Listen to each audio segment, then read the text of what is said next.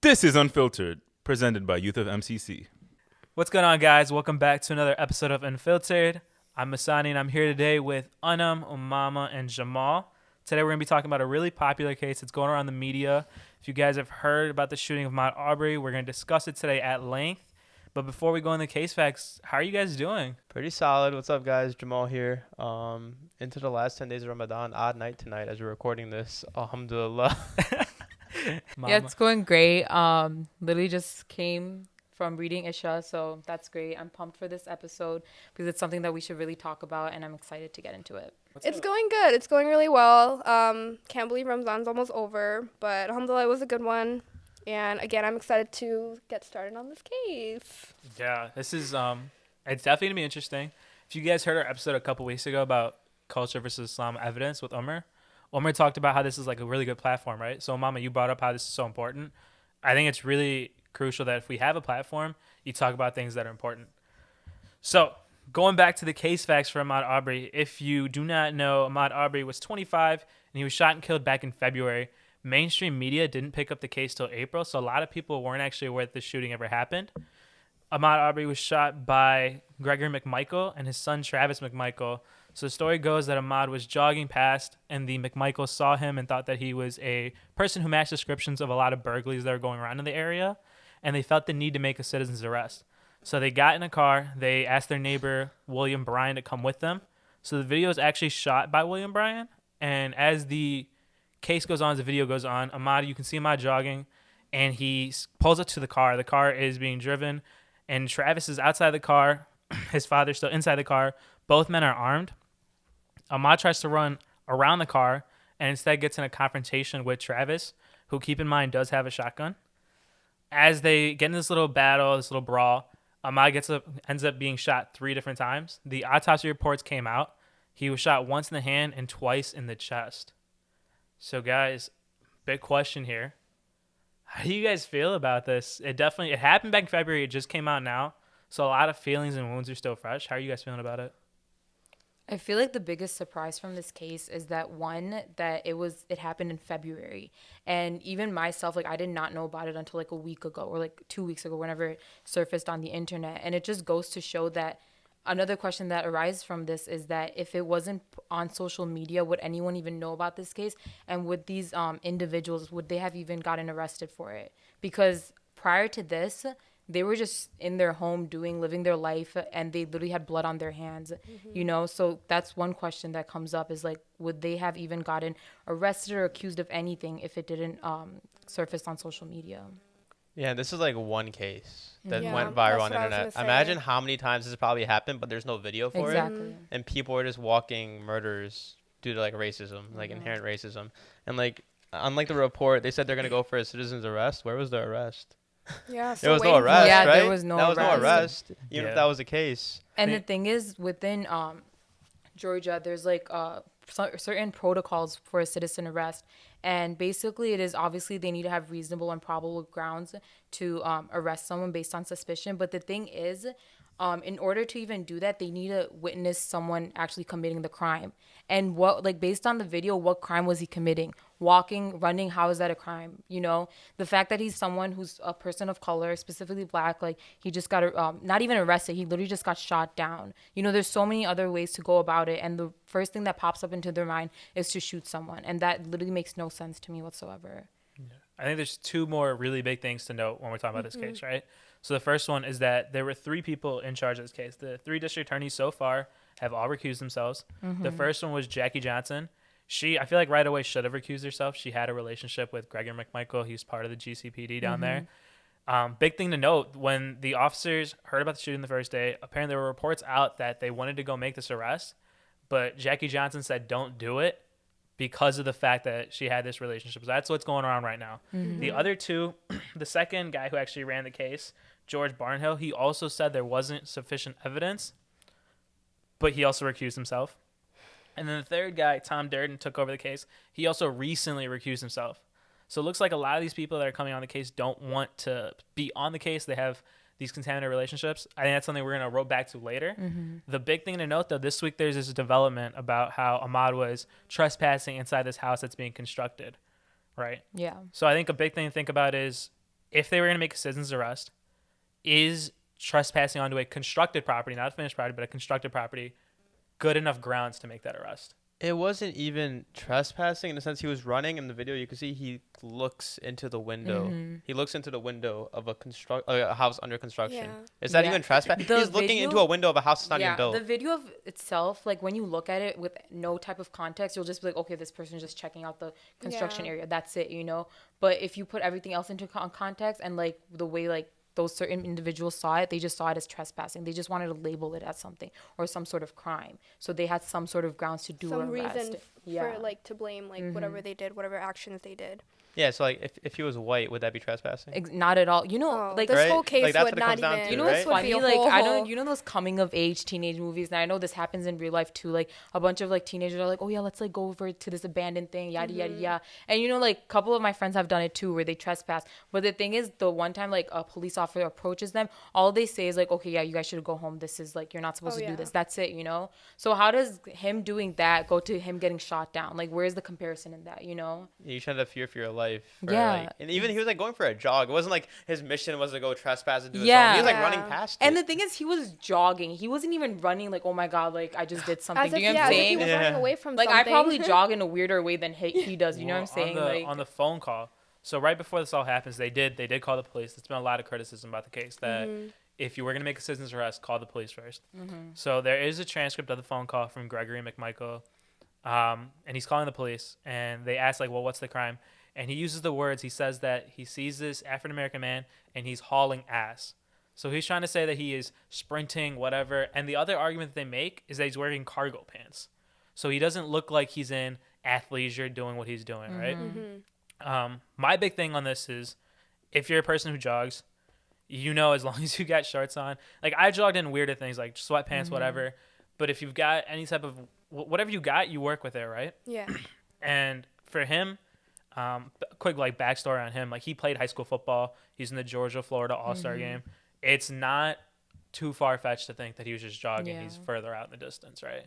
And trespassing of all things, like you don't deserve to die for it. Like we've all probably done it. It's a house under construction. You want to check it out. I don't think it should have been deep enough to follow him, shoot him down, and then say, "Oh, I was trying to make a citizen's arrest." Like, Yeah.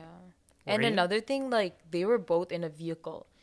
As it is, like if you're like fearing for your life, you're in a vehicle. You can drive Just away from drive away. from the situation, and you can like call the cops, and take proper protocol. The fact that they took matter into their own hands and so aggressively, it just goes to show that there's inherent racism within that as well.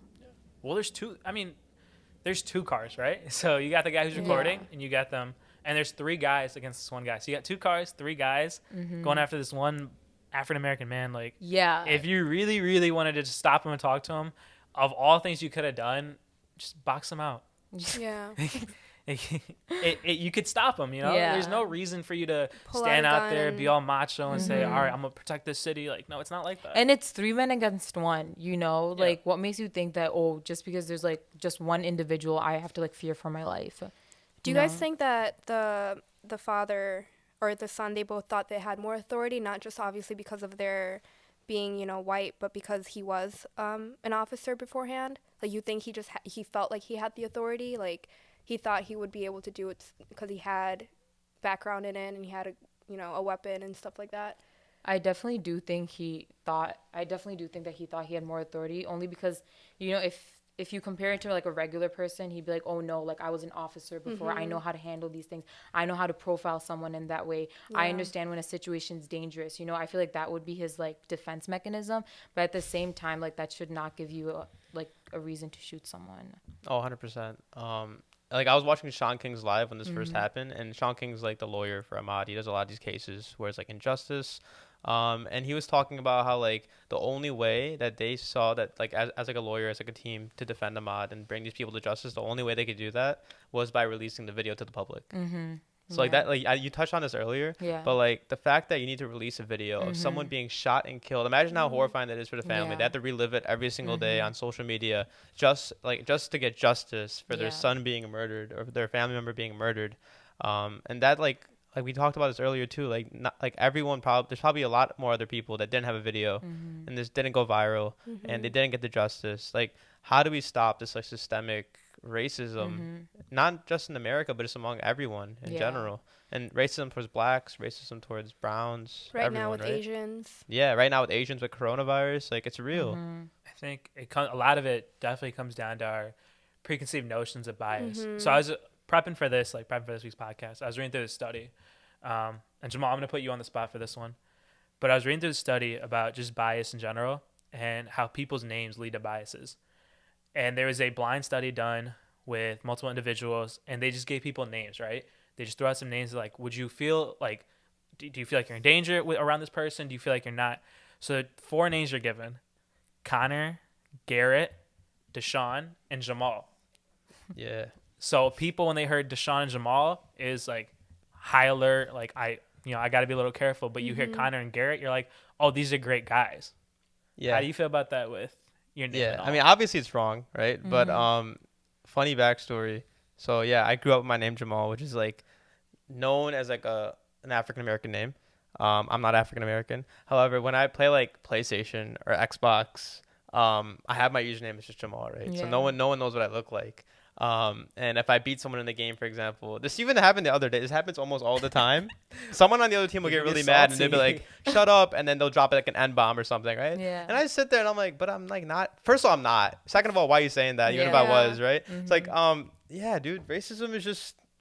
Yeah, I mean, It's so crazy just how nothing- it could be tied in from something as simple as your name. Like, No, and that's the thing. Like, I feel like the society we live in, especially like American society, like racism is like in every little thing. Like you said, like even playing with Xbox and like looking at your name, and the fact that this goes back to our social structure, like with the government system and everything, it just makes us even more scared. Because the thing is, the people that we're supposed to rely on, like police and like government officials, like we can't even trust them. So it all goes back to like having officials that represent the minorities and everything. And I feel like right now we're in a time where like we're just getting started. We just got a couple of senators that actually represent the minority, but that's just like step one. And I feel like we still have a long way to go. So another question comes up is like, do you think that social media does enough to bring awareness? It does do enough, but what other steps can we take? So two things on my end, and Jamal, feel free to like jump in. But I think you hit the nail on the head. I think a big part of this like whole situation, racism in general, it's from top down, right? Whether you are Republican or Democrat, however you feel, it is without a doubt that the president today runs most of his campaign on hate, right? You embody that hate. You create it in a lot of different ways, like whether it be through his tweets, and now people are hating against like Asian people or like the Muslim ban, stuff like that. Whatever he does lately has been definitely off a platform based off hate. But when you see it and it's at that level and it's okayed, it's normalized. Basically. It's normalized. Yeah. Like when you guys were younger, you guys all have younger siblings, right? Yeah. Have your parents ever told you like don't act a certain way because then they'll learn from you and they'll do those things, right? I think it's the same way. Like you see Trump doing whatever he's doing, and then it's like, well, this is normalized. Like I can do it too. Dude, I think it's crazy. Listen, I don't even want this to be like a partisan podcast or like political. It's not, Yeah, right? yeah. But like we had an African American president 4 years ago. And look where we are now. I feel like we took like a big step backwards. Yeah. And not just in terms like, oh, we have a white president now, but like Yeah. just like the racism and hatred that you just see like mainstream, like normalized, as you said, Musani. It's crazy, man. It's crazy. It's really hard. I think like the best thing that we could do is just like use our power that we have as people, as like citizens or as people of the U.S. and like social media is one. And it can only do so much, as you said, Umama. But like electing, voting, census, just doing like our little parts, doing the small part that we have, the small power that we have as people here that live in this country, that love this country, to like do right by it and do right by our names. I don't know about you guys, but I was interning over the summer, and the company I was interning at had bias training, right? So they give you a series of prompts, and you would respond however you wanted to. But it gave you a chance to see, like, are you having any sorts of preconceived biases? Like, are you internalizing something that you may not realize, but you feel some type of way about whatever the topic may have been? And they had, like, a variety of topics, right? Like racism, LGBTQ. But, like, is there an experience that you've had that is causing you to feel a certain way? So I think that's one of the big things, too, like recognizing why you are the way you are. Because I feel like a lot of people, you're not born with hate. Like something No. had to have happened, whether it's the environment you lived in, an event, something happened for you to be the way you are.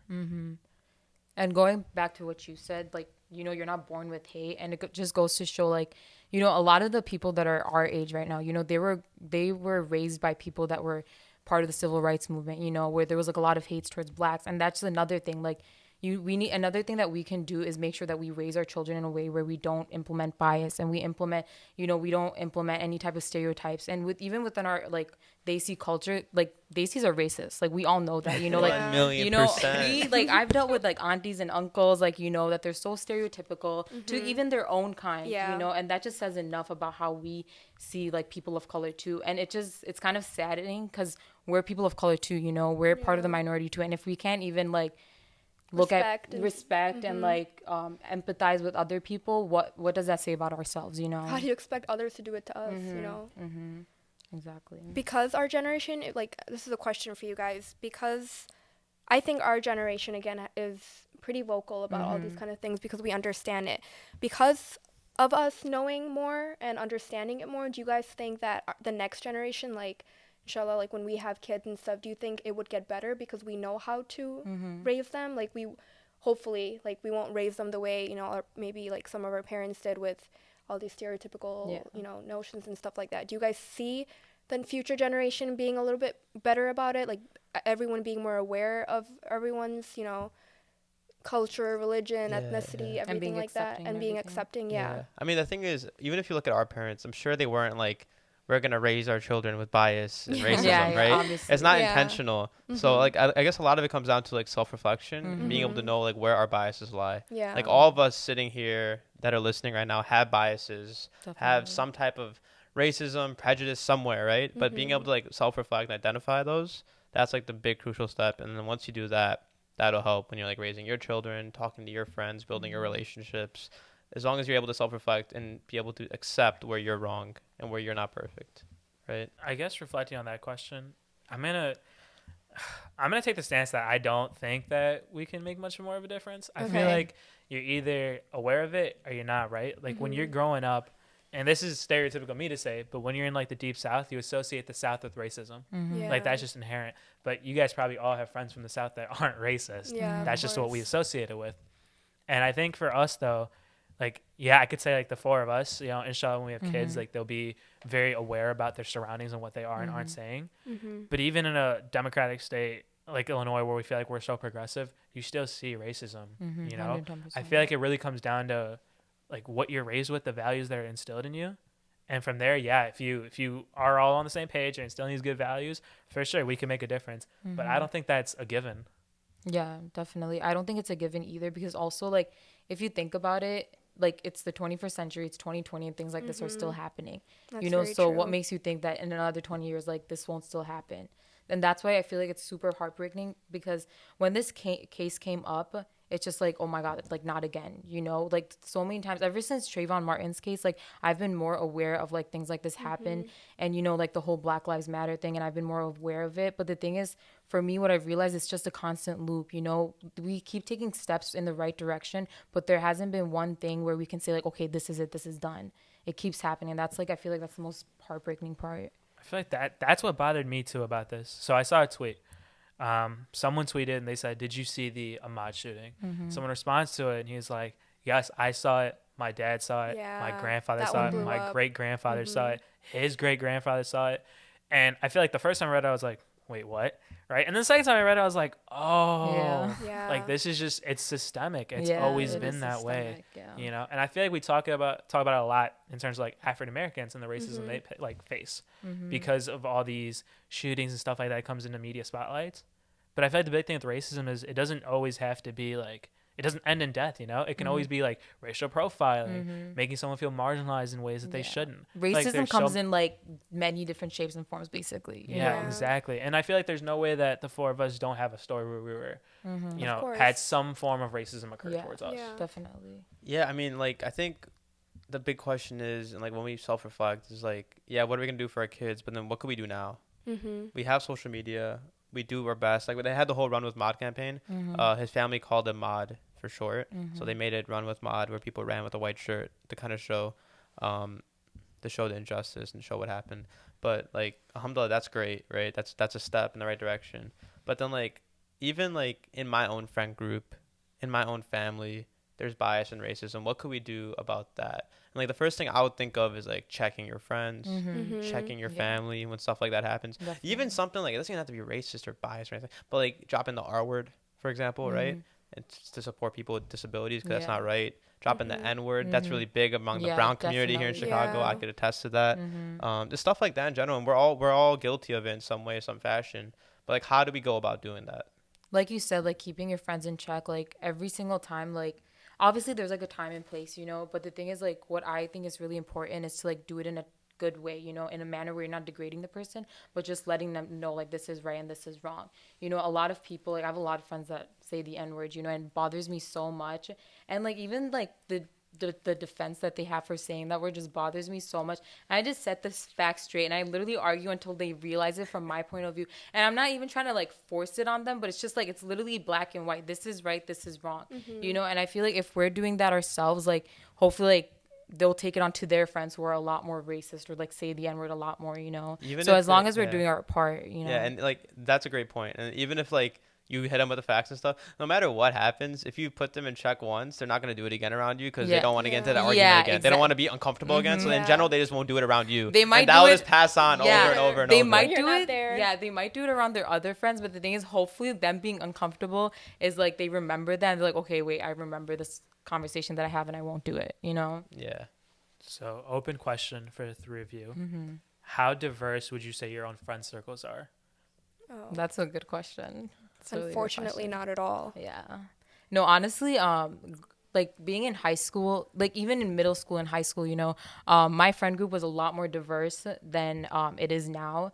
But that's because when I was growing up, I was like, you know what, I want to be friends with everyone. The more friends I can get, the better.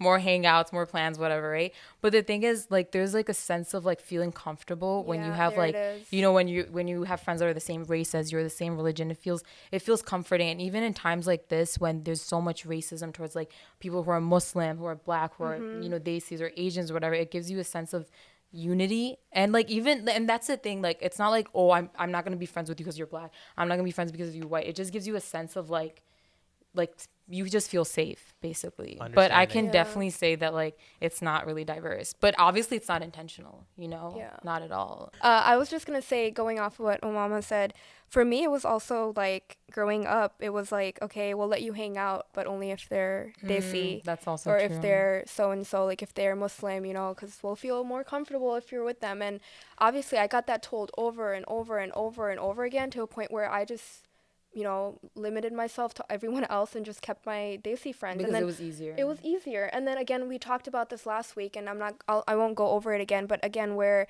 with our Muslims, there's more like we can do more stuff with them, there's all of that stuff. But I mean, at the same time, it doesn't mean we can't have other friends, like I feel like that shouldn't limit us to having other friends of other cultures, of other religions. But again, growing up, that's all I heard was like, okay, we'll let you go if they're Muslim, or we'll feel safer if they're so and so. So I think that had a big part with why my friend group right now isn't as diverse as I would like it to be. But yeah, Jamal, you were gonna say something? Honestly, wasn't Musani, but it's all good. I'll go No, ahead. no, and I say wanted you to. something. I wanted you to answer so I could rub it back, but I wanted to hear your take on it too first. I mean, dude, it's complex. I have I talked about this earlier too, so I won't go super in deep. I have friends from high school that I still consider some of my closest friends today. I made a lot of my friends in college, and that was from like student organizations like which is like the MSA at DePaul, PSA, and they're all ethnically around like the same thing. Like I have a lot of Arab friends, I have a lot of Desi friends, and they're all Muslim for the most part, right? Except for my high school friends. I mean, yeah, our friend groups are not that diverse, but at the same time, I embrace them, and you embrace the stuff that's wrong about them, right? And it's Yeah. And you definitely just- not yeah. intentional. Yeah, That's it's not I feel like that's the intentional. biggest thing. Even Yeah. even if you had friends that weren't as diverse, right? Like if you had a broad variety of friends, you would still see things that are negative in that as well. Definitely. And I had that when I was in high school too. So like being able to pick and choose, but at the same time being able to embrace and know, like if you need to consciously know like what's wrong. Yeah. You can't just act like everything's okay. You got to consciously know and try to work on that part of it. Yeah, so I'm gonna rope it back now. 'Cause definitely weird to answer a question with a question, but you asked what can we do. I think a big part of it is like be exposed to it, diversify, embrace it. That's So when true. I was a sophomore, Mom and Jamal, you guys know about like the CQM program, right? Like the Chicago quarter at DePaul. So I was like a freshman mentor, and my the class I had for sophomore year that I TA'd was Bronzeville, Chicago. So when I came into class the first day, like I was expecting definitely a wide variety of students because like when I did it, like big diversity, right? I walk into class and I swear it's like 19 African Americans, one Caucasian kid, and maybe like two Muslims, right? And all of a sudden, like I cannot relate to any of them. And one of them bluntly asked me, he was like, "Have you like had black friends? Like, do you like?" Because I feel like we can't get on a common base. And I was like, "Man, Wait, like the I student just said that? yeah." One of my freshmen asked me, he's like, "Have you had black friends?" Because I couldn't relate to any of them, right? Because we all talk about like, "Oh, you can't walk in my shoes," and I was like, I literally do Can't. not know what it's like to Yeah. walk in your Yeah. shoes. And we can't sit here and act like we do. Yeah, Yeah. and Or that's like the thing. we can like Yeah. but you need to just accept that you can't, but you're just doing the best you can, right? Yeah. You're Right. trying to understand as best as you can and showing that effort to understand. Even like I honestly have one black friend. I don't know about y'all, but I mean, maybe it's because of where I live and where I went to Yeah. school. There just wasn't that many like that were Yeah. exposed to me. I have one black friend, but I've learned a lot. Yeah. I've learned a lot and being able to embrace through that. But yeah, Yeah. Musan, you said So what yeah, you said I was think- solid. Yeah. I think that's the big thing. Like once you have friends, once you're exposed to those different, types of people, then you learn a little bit more, and then you have more of like the empathy and sympathy towards the situation. So going off of you saying like learning to like walk in other shoes. Again, my major at Loyola, my bachelor's, I did it in social work, and a big part of social work is you need to understand other people's point of views because like with clients, you never know who you're gonna get and what kind of cases you're gonna get. So a big part of my undergrad was just me learning about myself and like how I portray like other situations. And I can't help but always think anytime something like this comes up is if we're so hurt, like our people, like, we're so hurt. Could you guys imagine how African Americans feel going outside just to go and get groceries, just to go out and get gas, just to go out to mow the lawn? Could you guys just imagine like what they must be feeling, that their lives are at risk every single second of the day? Like we sit here and we're like, we feel for them and we're talking about it and stuff, but I can't even begin to imagine how they feel. Like with all these cases, you hear all these things, we'll go on and talk about more cases and that we had lined up, but I can't even begin to like, it like really gets me emotional because I can't imagine like having to go out and being scared all the time. Like, and we've had it. I mean, we're Muslim. It's not like we're any less targeted at times. Like we have comments made about us and, stereotypes made about us, and we know how it feels, but it's just, I don't know. No, but that's the thing. I feel like we, everyone's oppressed, like people of color, blacks, like we're all oppressed. But the thing is, one thing we need to realize is this one hashtag that came up was all lives matter. Okay, that's the thing. Like, yeah, all lives matter, but you need to realize like our oppression is completely different from what blacks go through. It's completely different. They were basically degraded and stripped down of their humanity ever since like time began. Basically like superiorism is based on like how fair you are. And that's the thing we need to like make sure that we vocalize, is that we have our oppression, but it's nothing compared to what blacks go through every single day. The fact that he was just jogging, okay, like I like imagine being afraid to step out of your house. We're afraid to step out of our house because of coronavirus. They're afraid to step out of their house just to walk around because of their skin color. Exactly. I feel Because like of the color that's of so the messed skin, up, and it just And says a the lot. dude is a stud. Like he was like a varsity athlete. Like you said, he was all American. Like it doesn't matter what. And I was reading something where I don't want to get it wrong. I think it was Yale, could have been Princeton, had their first valedictorian. It was black. Yes. Yeah, I saw that. Yeah, that was pretty awesome. wow, That that's was- so But like, dope. think about it. Like, It's yeah, crazy. he's That a was the first valedictorian, one. first one, amazing. But like, even in that stature, people from the outside that are racist only see you for your skin color. Yeah. They don't see you for your accomplishment. Yeah. They don't see you for your social work. They Yeah. don't see you for any of that, right? It's just sad, and there's nothing that we can't sit there and try to like be in their shoes because we're not, and we could try our best to understand and try to promote their message. Yeah, and right? hopefully like this episode does that, Yeah. That was like one of the main reasons why we're also talking about this in this episode. So I'm gonna try and rub it back to the case because I feel like now we're saying it. We're talking about oppression, and I'm gonna take the side that I feel like white people in a lot of ways are also, they may not deal with it to the extent that we do, but I feel like because of the things that are going on lately, and don't get me wrong, I feel like I have a ton of white friends, love them to death. I feel like they're getting so much hate, and it's kind of bringing back bad vibes from when, you know, people used to hate on Muslims for like the things that happened. It's like not every Muslim is responsible, you know? So like Jamal, like with Pig Pie, like when we do like our Big Brother program, when one kid ruins it for all of them, I feel like that's the situation right now, you know? Oh, And now we're 100%. throwing so much hate everywhere, Yeah. and now we're all just throwing a lot of hate, and like, Yeah. what's the point of that? The main thing that I just want to put out there is like, yeah, you know, like we're not blaming every single white person out there, you know, that's for a fact. But the thing is, like, as long as they realize like what their people are doing, you know, like that's like one thing, like self-identifying, like what like Jamal said, you know, just making sure that you're self-aware. That's one thing, you know, like I can't stand someone who does not realize what the major problem is, what the big picture problem is. Like that triggers me more than anything else, to be honest. Like, And dude, if you're like, yeah, we don't blame all the white people. Yeah. No one blames no one blames all the Muslims for not Yeah, funding, Huge right? disclaimer. It's the same thing, right? But yeah, self-reflect and then know that if you're white, you have privilege and you have Oh, power. Use it, 110%. use it, dude. Use it. Us being brown, we have Yeah. power over Yeah. over like I people feel that are black, right? For Yeah. example, like Uh-huh. not over them literally, but as in like we have Yeah. privilege Yeah. in some way, some fashion. Being a citizen, you have privilege. Being in America, you have privilege. Mhm. Being able to sit in the home and eat Yeah. food is privilege. Going to school, getting education. I could go on and on, Yeah, right? 100%. But, like, being white in America, educated, having a job even, you are privileged, bro, and use it. Like, take a stand. Like, And that's the injustice, thing, like do everything, something do about it. Like you're Yeah. given, like you're literally given everything within America, you know, like everything's in your favor. So if you live like that, do something about it. Because the thing is, we're not as blessed as you are, you know. Blacks aren't blessed as or privileged as white people are, and if they could take a stance like that, does a lot for themselves as well, you know. Yeah. I definitely agree that like, even like the four of us, like we're so privileged. Yeah. Oh, Like, 100, yeah. It's we're in the middle of Jamal's house recording Yeah. for a podcast. Like that's crazy. Yeah. Anam, you made up a really good point about how African American people are scared to walk outside, Yeah. and I think that raises a huge problem of trust issues Mhm. because you can't even trust the people around you to protect Yeah. you, right? Yeah. And I think that's a huge part of our second case for Breonna Taylor. So to give you guys a quick recap on the Breonna Taylor case. It's Breonna. Yo, to I don't give just you read it, guys- dude. So to give you guys a quick recap on the Breonna Taylor case, this one happened in a 2-week span from the Ahmaud case.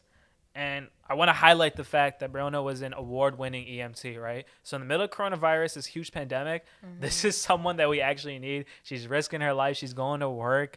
Like, you know, she's important. So this shooting takes place on the night of March 13th. This happens in Louisville, Kentucky. So this isn't something that we'd associate with the Deep South. So stuff like racism, I don't think it really applies here if we're talking from like a stereotypical point of view.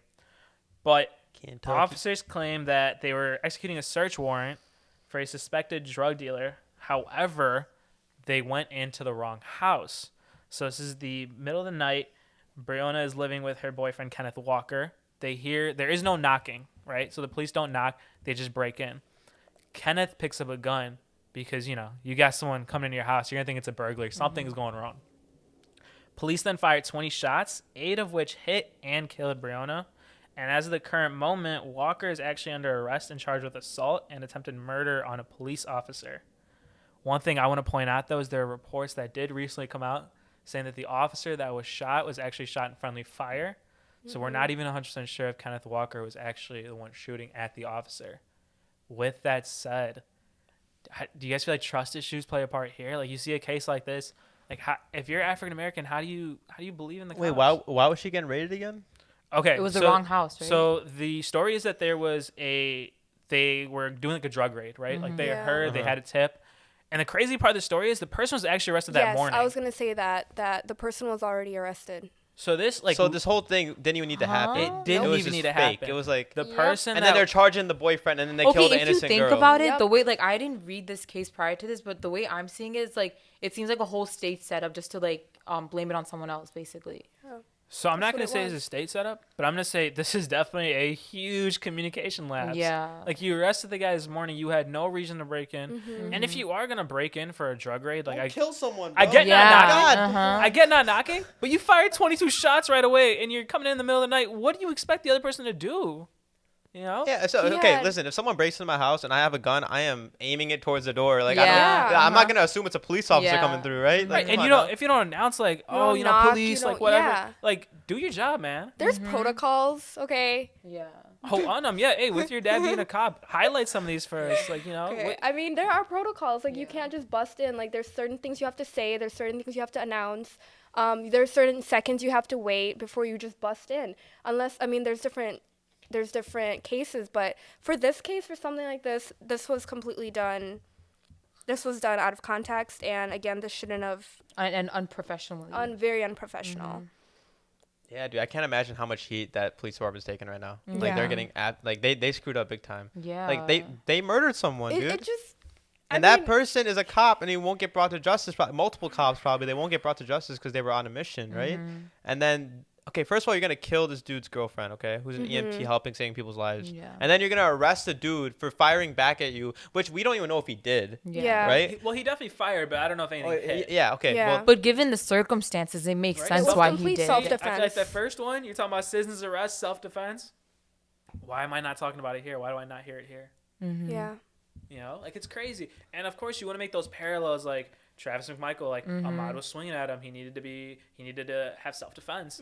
Well, like, what do you want Kenneth Walker to do? Like, And that's the thing, like it just goes to show when the roles are reversed, it's taken out of context and completely said in a different way. And that's why media is such an important thing because, you know, pretend if it was a white person, you know, like for example, when they use the pictures of individuals that died, that's if so it was funny. if it was a white person that did a school shooting that killed a bunch of innocent children, mentally ill. they'll do Yeah. mentally ill and they'll take a certain nice like little a nice picture. picture, He has a fresh it'll never be haircut. terrorism though. Yeah, no, It'll never exactly. be But then terrorism. there's like a out of context person, like a picture of a black person, right? And it's just like they take the worst picture that they could find. Mugshot. Yep. Mugshot, like out they of- had horrible on purpose, intentions. yeah. It's like the media definitely plays such a part in this. It's And I don't know about crazy. you guys, but every time I've seen an article come out about Ahmaud or about Breonna, the comment section is so much hate. I can't even look at it. Like I don't know what we were talking about earlier when we were talking about just the comments, but I was going to say, like, at this point I can't even look at the comments. Like the things people say,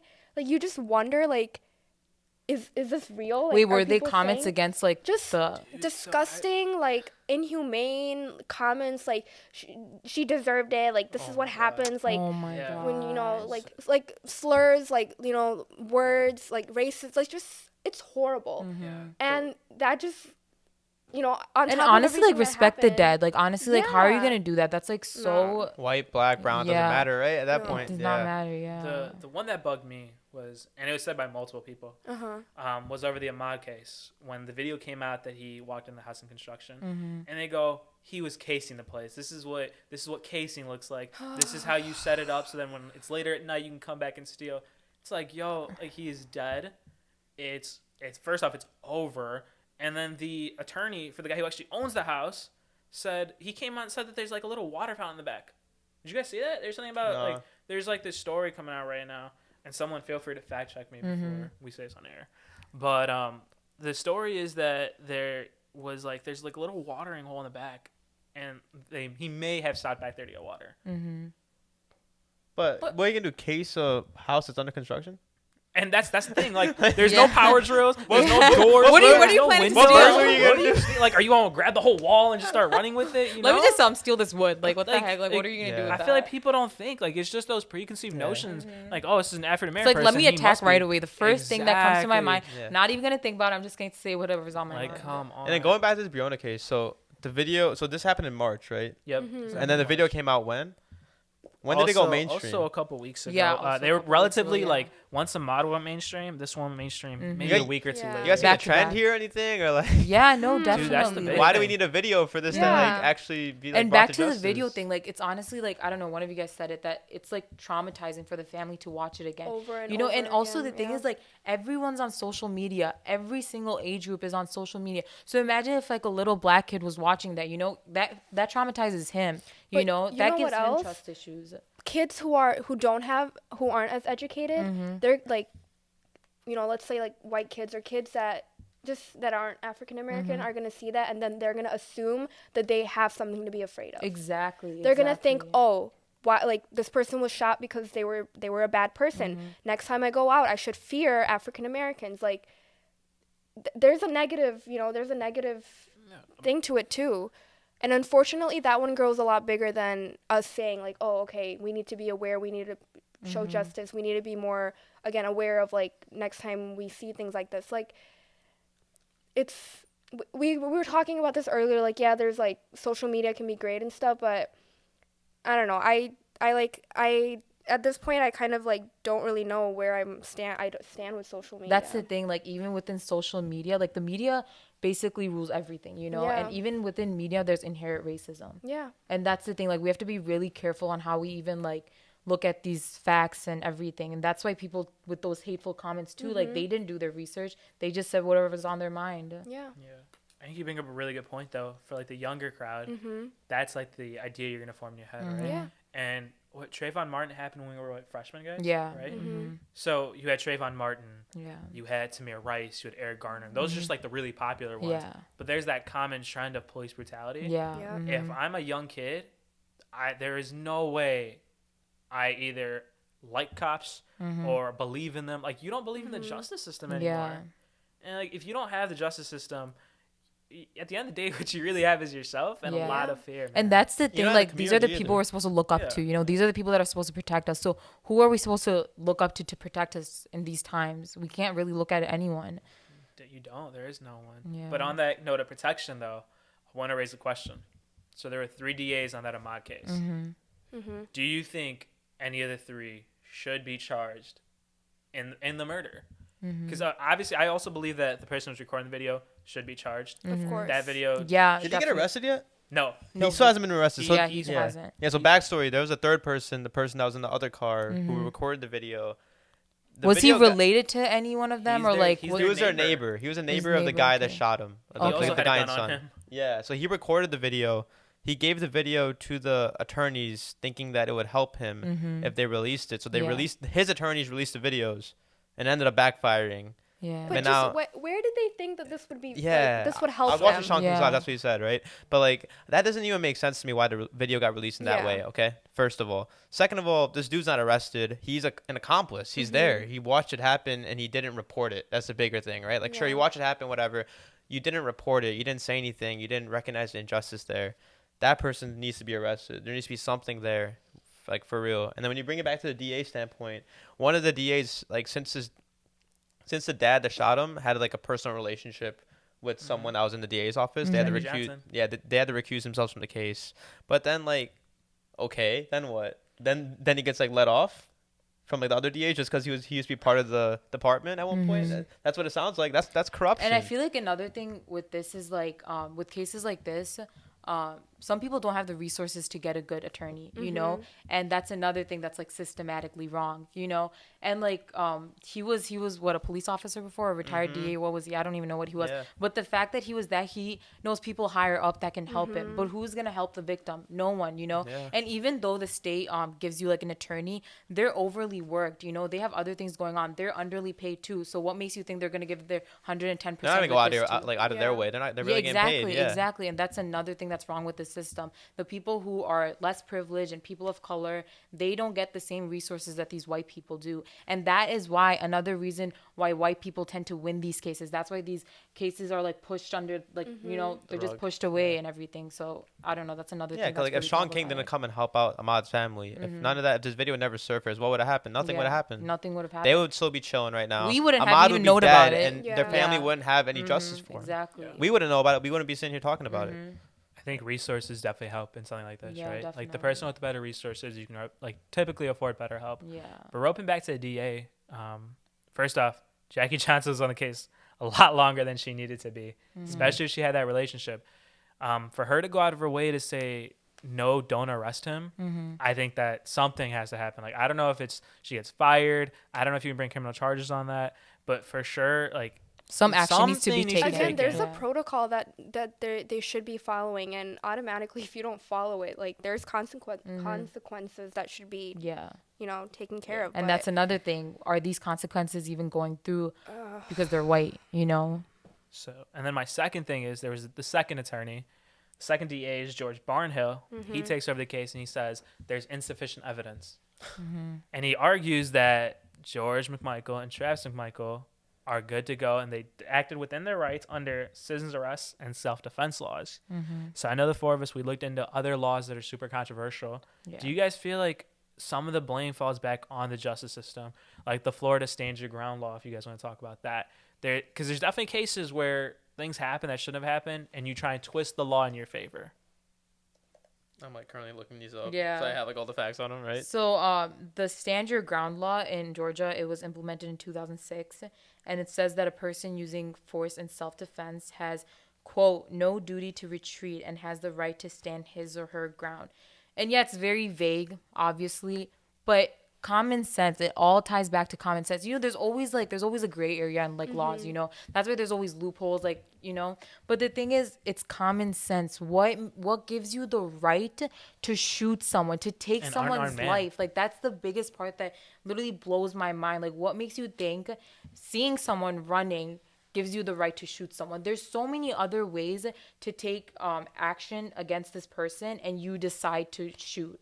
And that's a whole nother argument with like gun control and everything. That would be a whole nother episode and another thing I could go on and on about. But that's the thing. There's a lot of gray area, but at the end of the day, there is common sense, and you can just tell that this was racially biased. At the end of the day, you can tell this was done off of racism. Listen to how open-ended the self-defense law is in Georgia. Ready?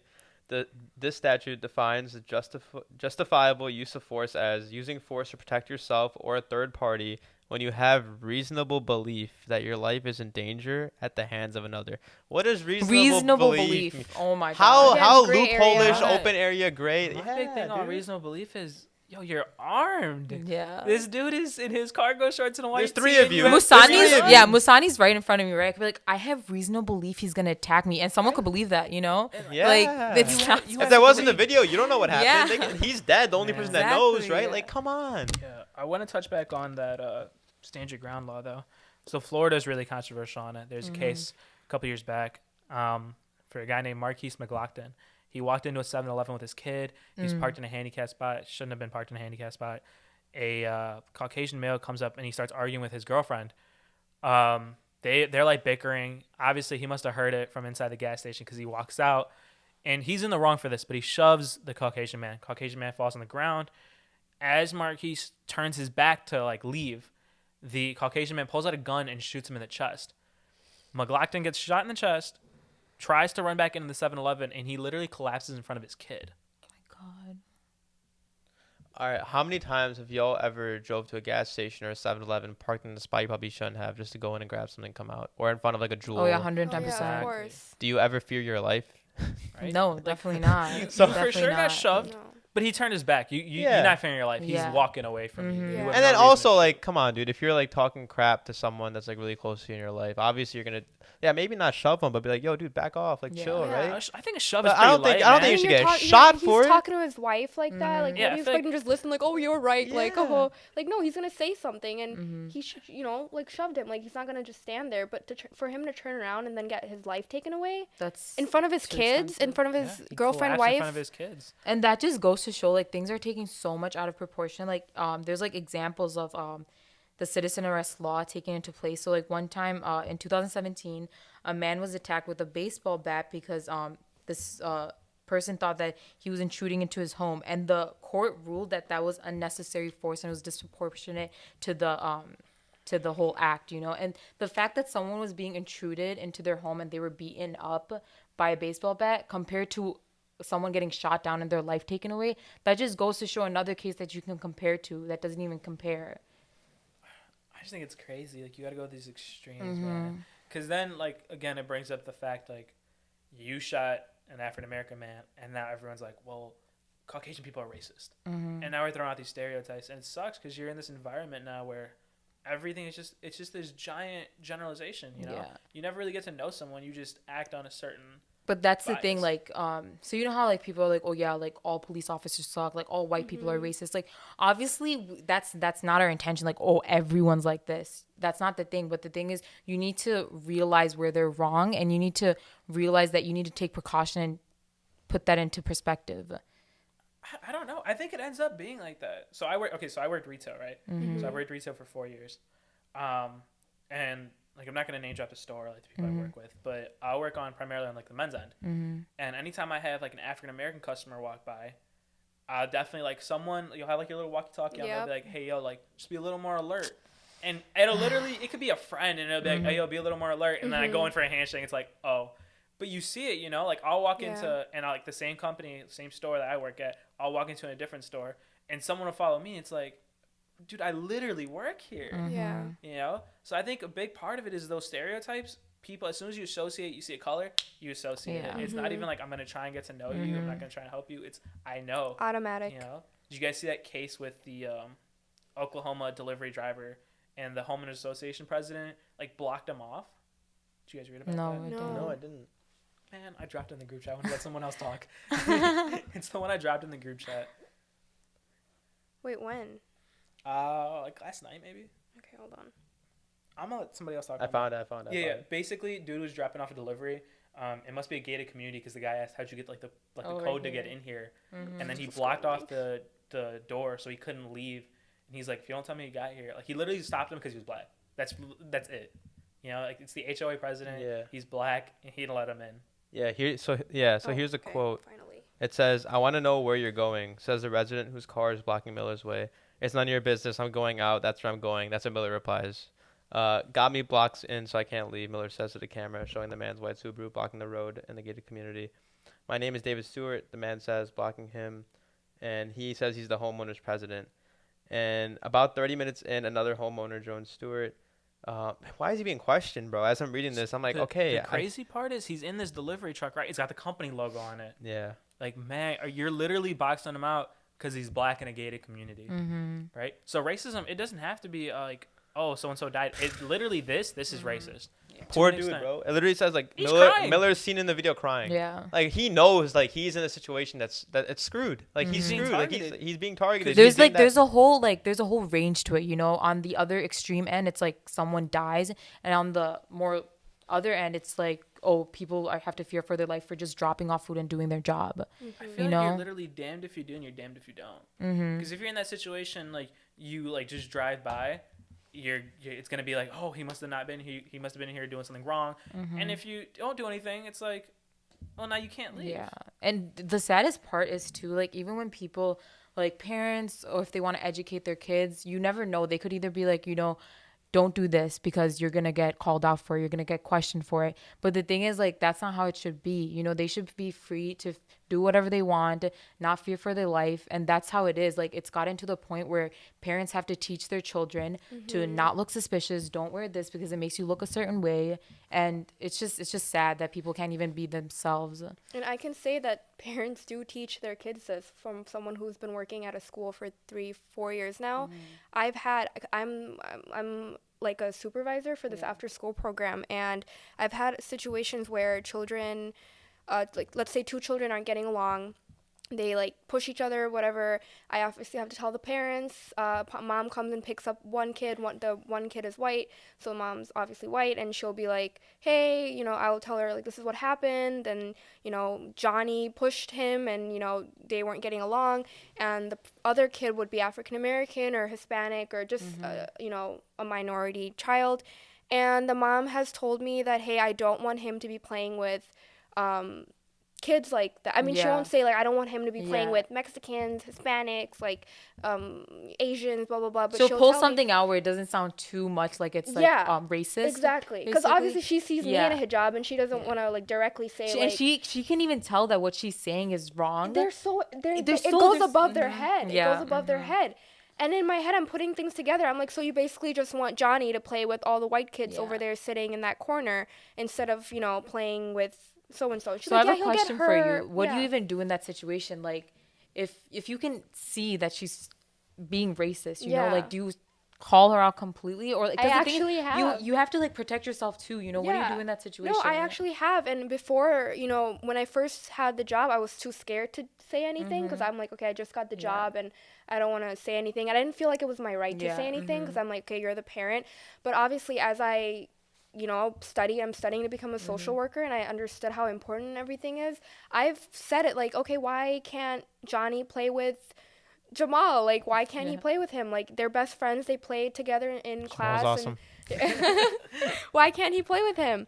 And, you know, she'll be like, no, like, Johnny's been getting into a lot of trouble with Jamal lately. Like, it's not good. But I'm like, it's not because of that, you know. It's because Johnny takes Jamal's toys. Maybe you should tell Johnny to stop taking Jamal's toys. Like, just moving it around so they, you know, they have excuses and stuff. And you honestly, like we've talked about it earlier, you just have to check them. You know, if we don't say anything, if we know something's wrong, we don't say anything, this thing continues on and on and on and on and on. And I've seen it happen on and on and on. So, you know, it's unfortunate that I see, and these kids, I'm talking, they're kindergartners, you know, it's not like they're older, like they're really tiny, they're small kids. Yeah, and I'm like, you know, these poor kids are going to grow up and, you know, they're going to have this hatred inside of them. Yeah, you know, they're getting, you know, all these things taught to them by their parents. And again, there's only so much we can do as teachers, or just so much we can do from someone who's not, you know, their guardian. But as much as you can do, you should do it. You should advocate it, educate them. And I think this whole topic needs to be taught a lot earlier. Like, I don't know about you guys, but I didn't get any kind of, like, topic of, like, racism and, you know, anything like this, honestly, like, deep conversations until college. And until I took my classes that had to do with my major. So, again, all these classes that were towards my major, not everyone's taking. Yeah. So not everyone is having these deep conversations. So I feel like these conversations need to be taught a lot earlier, like, high school, like, basically not even high school, I think like earlier too. Yeah. If you see racism playing anywhere, it's probably time to have this conversation. That's the same thing. You know how like in middle school they're like, okay, yeah, if you see bullying, you know, take a stance, like do this, don't be a bystander. They should do the same thing with racism. And even when we're like in middle school learning about Christopher Columbus, even the civil rights movement, when you're learning about it, is so overlooked. They don't emphasize the importance of it. They're just like, oh yeah, MLK, I had a dream, done. Okay, let's talk about Christopher Columbus and how he discovered America. He didn't even discover America, first of all. Exactly. Right. Like, no, so 100%. annoying. Bro, the thing is, I never took a racism course. I never learned about racism in school. I learned about it honestly through social media. That's how I learned. Through my own research and through social media. Through social media and conversations that you have. Is how I even learned about what racism, like racism existed, but like learned about it actively in our lives. And even with that, it's very like tip of the iceberg stuff. There's so many, like, you know, it's systematic racism, inherent racism. There's so many other aspects to it, and there's so many other levels to it that you don't learn about. One, if you see it yourself happening, and two, if you do deep research on it. And, you know, not everyone has the time to do that. Not everyone has the resources to do that. So that's why another thing, it should be taught, you know. I think it should be mandatory. Like 100%. It should be mandatory. Like I'm telling you guys, when I left that class,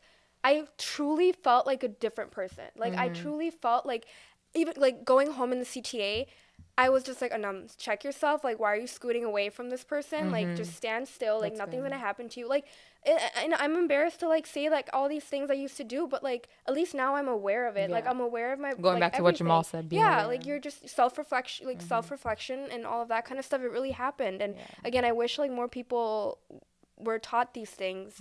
And it's good to teach yourself, of course, like, than not having any education at all. But it's just, you know. And it's kind of funny because, we're talking about we should educate kids on not to be racist and everything. But at the end of the day, there's a lot of elderly people who are, like, blatantly racist.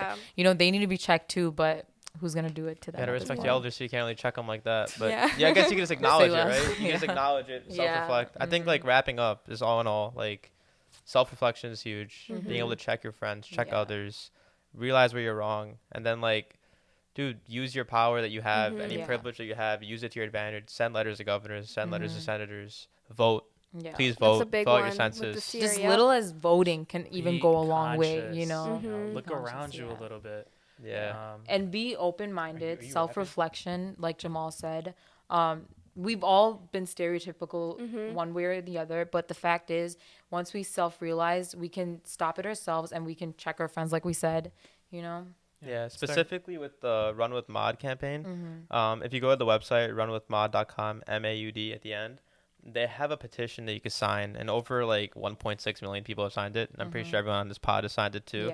But like once they hit 1.75 million, they're going to send these letters to officials to have the power to make a difference in this case, because there's still that third person that hasn't been arrested yet.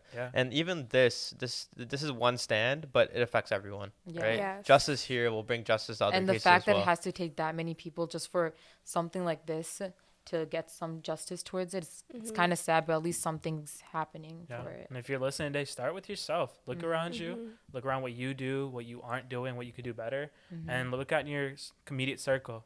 Because if you make that one little change, you can have that domino effect. But until we're willing to check ourselves, we're Check gonna be yourself going before you anywhere. wreck yourself. I'm not gonna lie, dude. This pod, literally, like after this, I'm gonna self-reflect for a little Oh, bit. Like, 110%. Oh, yeah. like it put me in a Going back state in where the like I'm trying to car. realize everything that I've been doing wrong, Yeah. and I'm like self-reflecting. Yeah, no, definitely. But overall, this was a great discussion. Musani, thank you for being here. On Umama, Jamal. You want to plug the Jamal. socials? Yeah, definitely.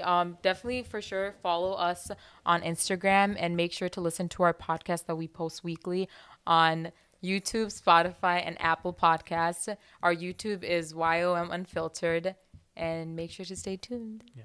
Make sure to comment, subscribe, and if you're on Spotify and, and Apple, like. if you're on Apple and Spotify, follow us so you can get the instant notification when we drop. And share it with your friends. Send in Definitely. questions, Please. DM us, hit us with questions. We'll answer it on the show. Constructive The show. criticism too. Yes. We'd love Definitely, that, 100%. We will really appreciate it. All right, slams, y'all. Thanks for listening. I was gonna say watching. Thanks for listening. Peace Thanks for out. watching.